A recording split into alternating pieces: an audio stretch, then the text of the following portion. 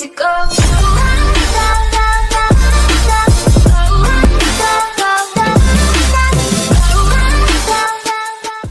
Okay, welcome back ulit sa akin channel mga bay, Bay Nadsworks on YouTube. So sa bago kong mga viewers dyan, sa hindi pa nakapag-subscribe, pakipindot yung ating subscribe button tsaka yung ating notification bell para maging update po tayo sa sunod na nating mga videos. Ang gagawin po natin ngayon ay conversion, So yung cambio po nitong elf natin, isa po tong Mitsubishi Canter, elf Mitsubishi Canter. So yung cambio po nito ay conversion. Ayan po, ito po yung mga conversion niyang cambio. Nakikita nyo po yan mga bay, ayan. Conversion po yan. Ang daming mga ball joint na maliliit para maikambyo po natin yung ating cambio. Ayan, papunta tong transmission. So, isi-share ko lang po sa inyo. Ang gagawin po namin ngayon ay i-convert po namin siya to cable or kable po. Yung conversion natin, binaklas namin, gawa ng papalitan po namin siya ng di-kable. Kasi nahihirapan na po yung may-ari natin, sumasabit, puro na rin mga wangwang yung mga butas ng ating conversion. So medyo mahirap-hirap din po magpalit ng kable. Yan po. Ito po yung ating cable na ipapalit. Ayan, dalawa po yan, selector tsaka shifter cable. Yan na po yung gagamitin natin. Then ito na po yung handle niya, Isang set po itong binili natin mga bay. Kasama na yung isang handle, kasama na po yung mga bracket tsaka yung cable na gagamitin natin. Yun po yung ipapalit natin dito sa converted na cambio ng ating truck, So dito po sa kabila, mapapansin natin yung ating kasama, gumagawa na po siya ng bis kung saan po natin ilalapat yung ating handle ng ating cambio. So gagawa po siya ng plate dyan na may tama po yung ating cambio. Tira busing. Okay busing. Shout out busing. Okay busing. Shout out ni busing ni Boss Hernandez. Walang busing. Shout out. Lupit mo busing.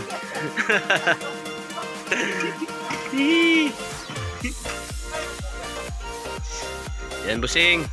So yung mga gagawin po natin mga bay, gawa ng converted po tong dati natin na cambio. Ayan So gagawa po tayo ng mga panibagong pagkakabitan ng ating cambio. Gawa ng kable na po yung ating gagamitin. So ang gagawin po natin, simula sa taas hanggang po sa baba, gagawa tayo ng panibagong pagkakabitan or bracket para ma-install po natin yung ating cambio, Ayan. Yun. Yan. Yan po mga bay. So sa mga gusto po magpa-convert dyan, yung mga conversion po yung cambio, at gusto nyo na ipagawa na di-kable na po siya, kasi mas madali po ang maintenance ng ating kable. Kasi pag tumigas tong ating kable, papalitan lang po natin siya ng panibago. Pero dito po sa ating conversion na cambio, marami po siyang pinagkukunikan. Ang dami pong mga ball joint, yan po. Tapos yung mga bushing dito. Yan, lahat po siya hanggang papuntang transmission. Meron po siyang mga mga bushing and ball joint na maliliit. Kaya po pinapalitan ng ating customer kasi medyo lugaw na lugaw yung cambio, napakalaki ng clearance. Tapos mahirap na po siyang ipasok. Kusing. Ha? Paano yung taas? Butas na, laglag yun. Ang barina?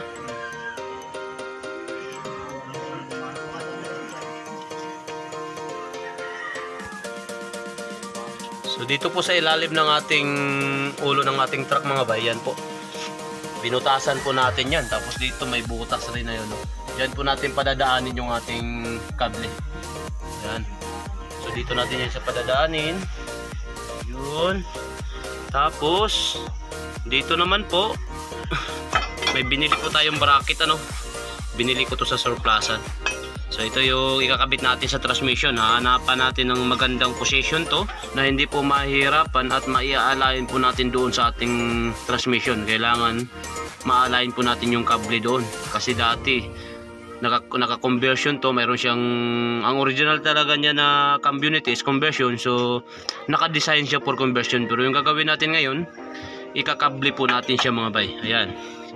So uunahin muna natin sa taas. Kailangan maikabit natin yung ating handle ng ating cambio. This time mga bay, makikita po natin yung ating handle ng cambio. Ayan. So nai-install na po natin siya dito sa taas. So nagbutas po tayo dito. Tapos dito sa kabila rin po, nagbutas rin tayo dyan ng dalawa. So yung kable natin, ipinasok na po natin galing sa ilalim. So sakto rin po siya dito na makalusot yung ating dalawang kable. Ayan po. So yan na po ang maging position niya mga bay.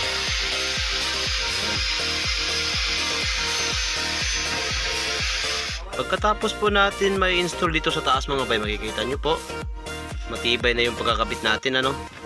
Pati yung ating kable na install na rin natin dito sa taas. Ayan, mapapansin nyo po, yun na yung ating bagong handle. Tapos yung ating selector, tsaka yung ating shifter cable na install na po natin dito sa taas. So yung next step po natin, after po natin siya dito maikabit, yung sa baba naman po, yung ating poproblemahin ngayon, gagawa na naman tayo ng panibagong bracket para makakapitan po natin kable. So first step pa lang po itong trabaho natin na natapos natin yung taas. May kasunod pa po tayong problema. Yung ating baba na naman, medyo mahirap po gawa ng bracket yun doon mga bay. So fix muna natin dito para doon na naman tayo sa baba maggagawa ng ating panibagong bracket ng ating kable.